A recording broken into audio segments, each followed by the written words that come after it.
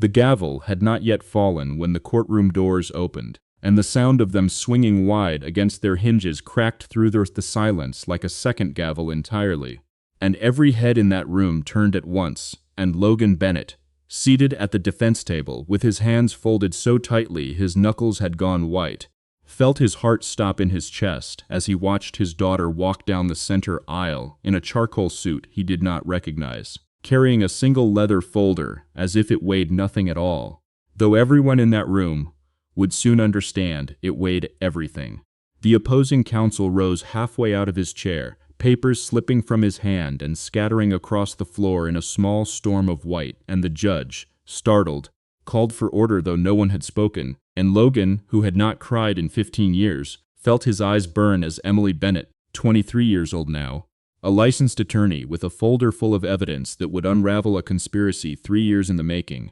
looked directly at him across the room and said only, "I found it, Dad." To find out what she found, and how a homeless 8-year-old girl grew up to walk into a courtroom and save the empire that had once saved her, stay until the very end. 15 years earlier, none of this existed. There was no company with 42 active job sites across 3 states, no boardroom on the 11th floor of a glass tower downtown, no daughter in a charcoal suit citing case law. There was only a man named Logan Bennett, 31 years old, a widower for exactly 14 months, driving home through the worst snowstorm the region had seen in a decade, his headlights barely cutting through the white, his radio warning of black ice and closed highways, and a small shape huddled against the brick wall of a shuttered hardware store that made him stop the truck in the middle of an empty street and get out into weather that no sane person would willingly stand in. The shape turned out to be a girl, maybe 8 years old, wearing a coat 2 sizes too big and shoes with no socks,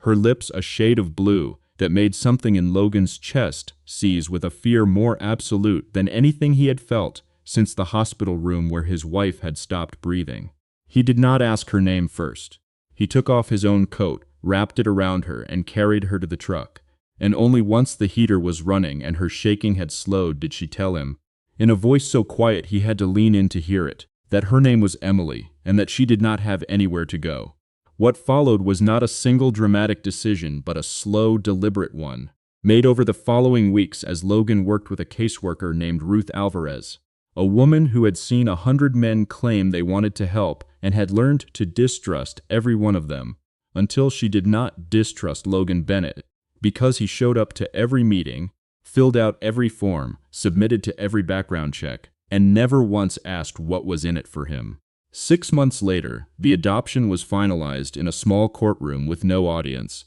and Logan Bennett, construction foreman for a mid-sized contracting outfit called Harrow Brothers, became a father again, this time to a girl who flinched at raised voices and counted the exits in every room she entered, habits that would take years to soften and never fully disappear. The company Logan built did not exist yet either. In those early years, he was simply a foreman who worked 60-hour weeks and came home smelling of sawdust and diesel, who learned to braid hair from watching videos at midnight, who sat through parent-teacher conferences where he was, more than once, the only father in the room. Harrow Brothers folded when Emily was 11, a casualty of a recession that swallowed dozens of contractors that year, and rather than take a foreman job somewhere else, Logan used his severance and every dollar of savings he had to start his own outfit, Bennett Construction, with 4 employees and 1 truck that ran only when it wanted to. He built it the way he had raised Emily, slowly, carefully,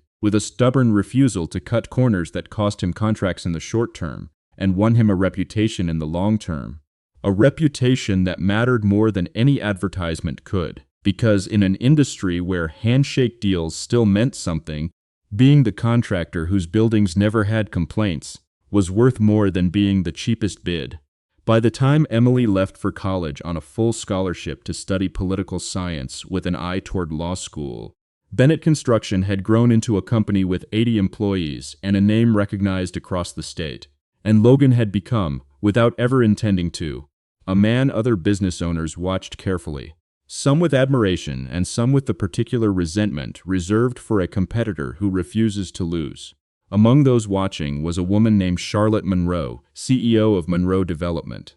a firm 3 times the size of Bennett Construction that had, on more than one occasion, lost a bid to Logan's smaller outfit because clients trusted him more, and Charlotte, sharp and unyielding in every negotiation Logan had ever sat across from her in, had developed an opinion of him that was equal parts irritation and something she did not yet have a name for, an opinion she would not have described as respect, not yet, though it was closer to that than she wanted to admit. The trouble began with a contract that should have been ordinary. Bennett Construction had won the bid to build a mixed-use development downtown, a project worth $18 million and 3 years of steady work for a company that size, the kind of contract that could either cement Logan's reputation for a generation, or, if something went wrong, become the thing that unraveled everything he had built. 6 months into construction, a structural inspection flagged discrepancies in the foundation work. Discrepancies that did not match Logan's own site logs. Discrepancies that pointed, according to the inspection report filed by the city, directly at falsified material certifications submitted under Bennett Construction's name. Logan had never seen those certifications before they were entered as evidence. He would spend the next 18 months trying to prove that, and for most of that time, almost no one would believe him. The man who filed the inspection complaint and who would later testify against Logan in the civil suit that followed, was a project manager named Derek Voss, a polished, well-spoken operator who had worked for Bennett Construction for 2 years and who Logan had trusted enough to hand oversight of material procurement, a decision Logan would replay in his mind more times than he could count in the months that followed. Derek was, to every outside observer, cooperative and concerned, a man reluctantly coming forward with evidence he wished he did not have, and it would take much longer than it should have for anyone to notice that every discrepancy Derek reported happened to implicate Logan directly, and never once touched Derek's own signature on the procurement paperwork. 8 months would pass before anyone outside that job site even learned Logan's name in connection with a lawsuit. But by the end of Part 1, the foundation of everything Logan had built for 15 years was already cracking beneath him, and neither he nor his daughter, 3 states away and buried in her first year of law school, yet understood how close it was to collapsing entirely. The lawsuit landed on a Tuesday morning in March, delivered by a process server to the Bennett Construction offices, while Logan was on site reviewing rebar placement with a crew of 6 men who had worked for him for years. And by the time he returned to the office and read the complaint, the language of it settled into his stomach like something physically heavy. Negligence, fraudulent certification, breach of contract, damages sought in excess of $11 million, filed by the development group that had commissioned the downtown project, a group whose primary investor happened to sit on 2 boards with people who mattered a great deal in that city's business community. Logan read the complaint twice, then a 3rd time, searching for the moment where he could point to the truth and have it simply be believed, not understanding yet that the version of the story already circulating did not require his side of it at all. The public humiliation came not all at once but in a series of smaller cuts that, together, amounted to something worse than a single blow. A local business journal ran a piece titled "Contractor's Reputation for Quality Called Into Question," quoting unnamed sources close to the project who described Logan as difficult to work with and resistant to oversight, language that painted the very quality control habits that had built his reputation as evidence of something to hide. 2 clients with contracts already signed quietly requested amendments allowing early termination. A supplier who had extended Bennett Construction a line of credit for 12 years called to say, with visible discomfort, that they needed to reassess the account. The worst of it came in a private meeting that no journalist ever wrote about. A meeting Logan had requested with Charlotte Monroe, whose firm was rumored to be circling the downtown development contract in case Bennett Construction was forced to withdraw. Logan had gone to her not to plead, but to propose a partnership, a way to finish the project jointly under both companies' names, so that his crews, men who had families depending on those paychecks, would not lose their jobs, regardless of what happened to him personally. Charlotte had listened to him across her glass conference table with an expression that gave away nothing, and when he finished, she told him, in a voice that was not cruel but was entirely without warmth, that she could not put her firm's name next to litigation of this magnitude, that she was sorry for his circumstances, but that sorry did not extend to risking the reputation she had spent 2 decades building, and that he should understand this was simply business, nothing personal. Logan had nodded, thanked her for her time, and left without another word, and it was that composure, that refusal to argue or beg, that would return to Charlotte's mind at odd hours over the following months in a way she did not yet understand and did not welcome. Within 6 weeks, Logan's board of 3 silent investors, men who had put money into Bennett Construction years earlier expecting steady returns and no drama, voted to place the company under a court-appointed financial monitor pending resolution of the suit, a decision that was, on paper, meant to protect the company, but that functioned, in practice, as a public statement that even the people closest to Logan were no longer certain of his innocence. Logan was permitted to remain as an employee of his own company, but stripped of signing authority on contracts above a certain threshold, a humiliation he absorbed the way he absorbed most things, silently, at his desk, alone, long after the rest of the office had gone home. He did not tell Emily how bad it had become. She was in her 2nd year of law school by then, working 80-hour weeks of her own between classes and a clinical position at a legal aid office, and Logan, the same man who had once braided her hair from instructional videos at midnight, had spent 15 years building a wall around his own struggles so that hers could stay uncomplicated, and he was not about to tear that wall down now over a phone call. When she asked, during their weekly Sunday calls, how work was going, he told her it was busy, which was true, and said nothing about the $11 million, or the monitor, or the nights he sat in his truck in the parking lot outside the office, because he could not yet make himself walk into the empty house. The person who could have stopped this earlier, and who instead said nothing for the better part of a year, was a woman named Priya Chandrasekaran, an accounts coordinator at Bennett Construction, who had processed several of the material invoices Derek Voss submitted, and who had noticed, quietly, that certain supplier stamps did not match the ones she had seen on previous jobs, a discrepancy she mentioned once, in passing, to Derek himself, who told her smoothly that the supplier had changed their paperwork format and that everything had been cleared with Logan directly. Priya, 26 years old and 2 years into her first real job, with student loans and a mother she helped support, chose not to push the matter further, telling herself it was not her place, a decision she would carry as a low, constant guilt for longer than she wanted to admit. By the time the civil case was formally scheduled for trial, Logan Bennett had been quietly and thoroughly dismantled, without a single person ever directly accusing him to his face of anything beyond negligence. And the true architect of his ruin remained, throughout all of it, a trusted employee still drawing a paycheck from the very company he had helped bring to its knees. 11 months would pass before the first thread of that unraveling would find its way, almost by accident, into the hands of the one person determined enough to pull it. Charlotte Monroe did not think of Logan Bennett often, or so she told herself, though the frequency with which his composed, unbothered face returned to her thoughts during otherwise unrelated meetings suggested something closer to a low, persistent hum she could not quite silence. She had built Monroe Development from a single strip mall renovation into a company managing $400 million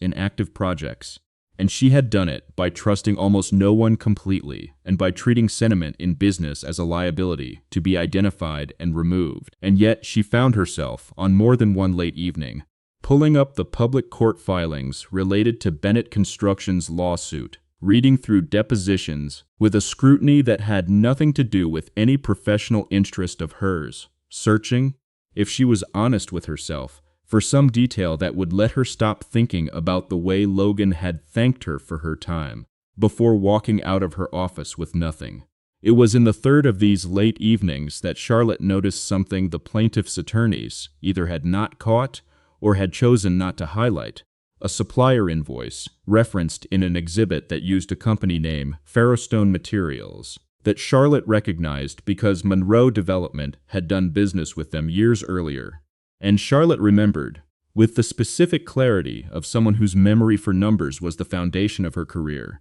that Ferrostone had gone out of business and dissolved 18 months before the date printed on the invoice submitted as evidence against Logan Bennett. She sat with that fact for a long moment, turning it over, and then did something she had not planned to do and could not entirely explain to herself. She picked up the phone and called an old contact, a forensic accountant named Marcus Webb, whom Monroe Development had used on due diligence work for years, and asked him off the books to look into the paper trail behind that single invoice. While Charlotte's private doubt was taking its first quiet shape, a parallel unraveling had already begun 3 states away, though neither party yet knew the other existed. Emily Bennett, now in her final year of law school and working as a research clerk at a legal aid clinic that took on cases against exactly the kind of predatory contract fraud she was studying in her white-collar crime seminar, had been assigned, almost by administrative coincidence,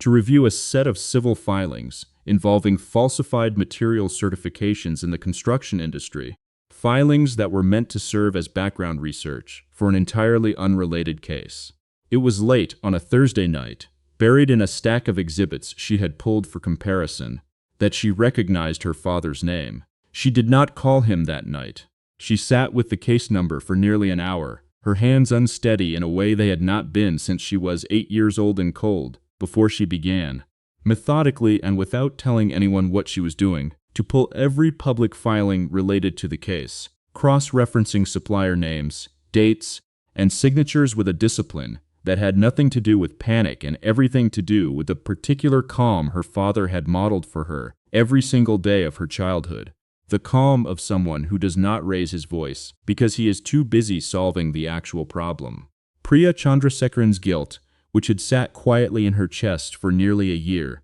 finally cracked open the week she learned, through a mutual friend, that Bennett Construction's monitor had recommended the board consider terminating Logan's employment from the company he had founded, a recommendation driven by continued erosion of client confidence rather than in any new evidence, and Priya, hearing this, understood that her silence was no longer a small thing she could tell herself did not matter. She began, carefully and terrified of Derek Voss finding out, to gather her own old email threads, timestamps that showed her original question to him about the supplier stamps, and the vague, unconvincing answer he had given her in return. Charlotte's forensic accountant, working quietly over 3 weeks, confirmed what Charlotte had suspected. The Ferrostone invoice was fabricated, generated using a logo template pulled from an archived version of the company's old website, and further digging revealed 2 more supplier names used in the case exhibits that showed similar inconsistencies,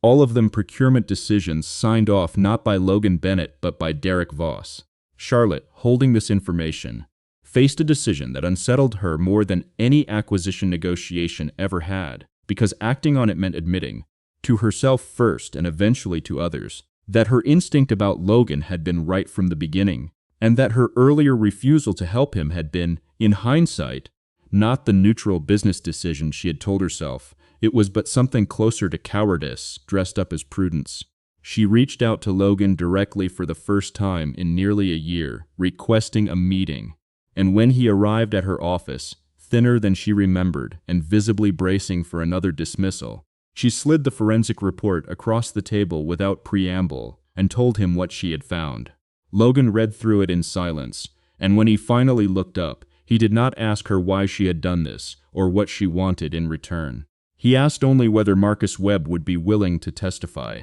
because evidence that could not be entered formally into the record was, he said quietly, still just a private comfort and not yet justice. Charlotte, who had walked into that meeting, prepared to offer him a financial settlement to ease the damage her earlier refusal might have caused, found herself instead agreeing to something much larger and far more exposing to her own firm's reputation. She offered to formally support his defense, publicly, with Monroe Development's name attached, a move her own board would not welcome. That same week, before either of them could act on what they now knew, the plaintiff's attorneys, sensing a shift they could not yet identify but wary of the recent silence from Bennett Construction's camp, moved to accelerate the trial date by 2 months, forcing everyone still assembling evidence into a scramble against a clock that had suddenly, without warning, gotten much shorter. 2 months would remain before the case went before a judge, and in that time, 3 separate threads of truth, one held by a rival CEO who had begun to feel something she refused to name,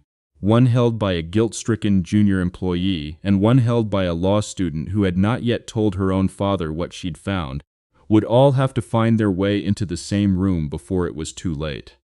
Emily Bennett made the decision to call her father on a Sunday morning in late autumn, 4 days before the accelerated trial date, and she made it not because she had gathered enough evidence to be certain, but because she had run out of time to be certain, and had learned, in 3 years of legal training, that waiting for perfect certainty was itself sometimes the greater risk. Logan answered on the second ring, the way he always did, and when Emily told him what she had found, working alone in library carrels and legal aid back rooms for weeks, tracing invoice numbers and signature timestamps that all led back to Derek Voss and never once to her father, Logan sat in silence for so long that Emily asked if he was still there. He was. He was simply doing what he had always done when something mattered enough, which was to become very still and listen completely. What Emily had built, independent of Charlotte Monroe's forensic report and unaware it even existed, was a timeline cross-referencing every material delivery date on the downtown project, with the actual operational status of each named supplier,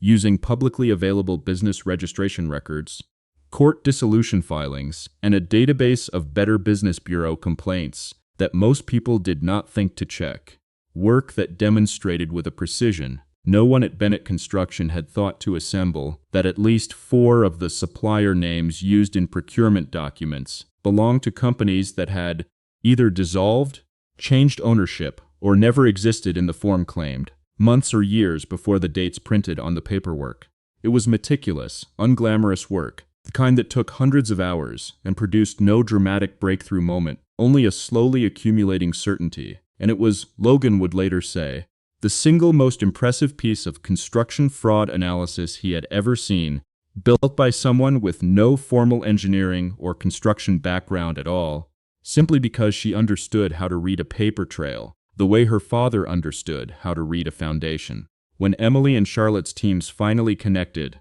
4 days before trial, through a call, Logan insisted on setting up the moment he understood that 2 independent investigations had converged on the same conclusion. The 2 of them, Emily 23 and newly minted as a bar exam candidate, Charlotte 48 and one of the most feared negotiators in the region's development industry, spoke for nearly 3 hours, cross-checking every document, every date, every signature, until what had been 2 separate suspicions became one unified, airtight case. Derek Voss had, over a period of roughly 14 months, fabricated supplier certifications using dissolved or fictitious companies, pocketed the difference between the falsified low-cost materials logged and the higher-grade materials he actually purchased through a private side arrangement with an entirely separate, undisclosed contracting entity he partially owned, and had, when the resulting discrepancies threatened to surface, redirected blame toward Logan by altering internal procurement logs after the fact,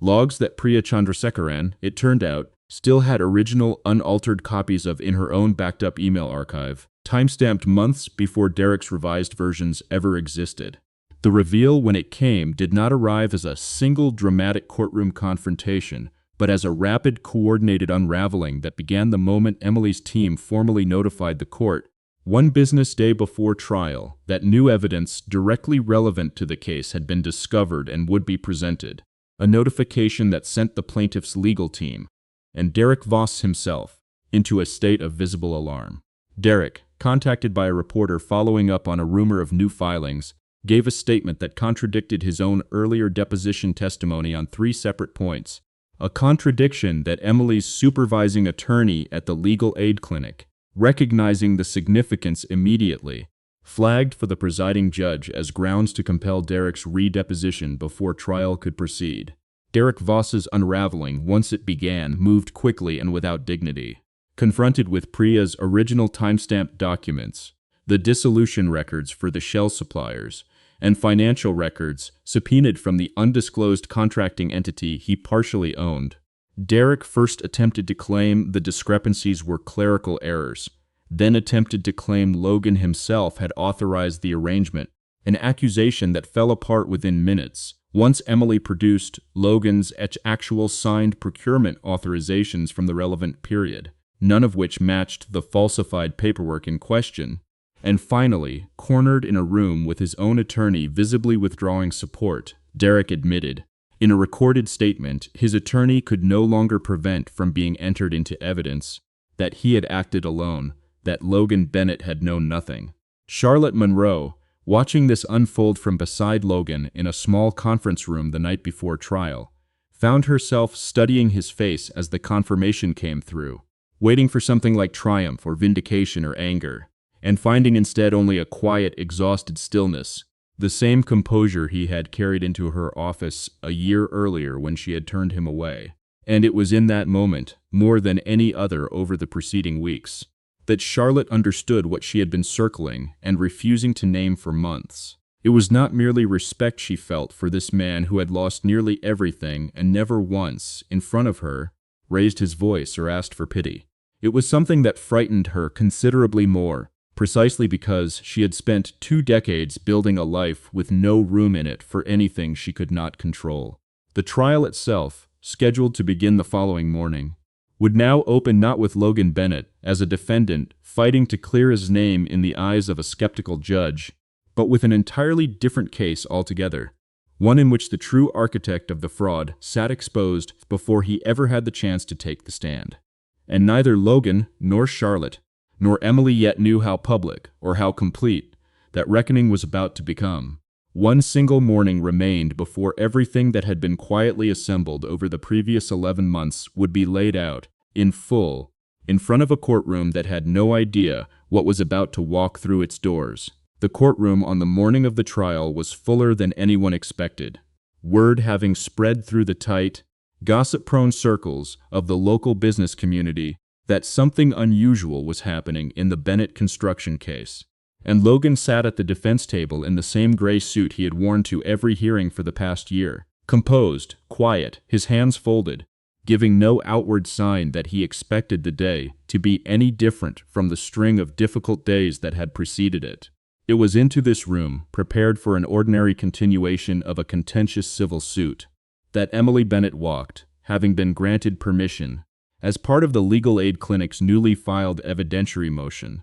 to present the findings alongside her supervising attorney. And it was the sight of his daughter walking down that aisle in a suit he did not recognize, carrying the folder, that would end 15 months of quiet devastation, that brought Logan, for the first time in longer than he could remember, to the edge of tears in public. What followed, once the judge granted the motion to admit the new evidence, unfolded methodically rather than theatrically, exhibit by exhibit. Emily and Charlotte's forensic accountant Marcus Webb, walking the court through dissolution records, falsified invoices, and Derek Voss's own recorded admission, until the plaintiff's attorneys, watching their case dissolve in real time, requested a recess to confer with their client, a recess from which they returned to formally withdraw the suit against Logan Bennett in its entirety, a withdrawal the judge accepted on the record, closing, after 15 months, a case that had come within 1 day of proceeding on evidence everyone in that room now understood to have been manufactured.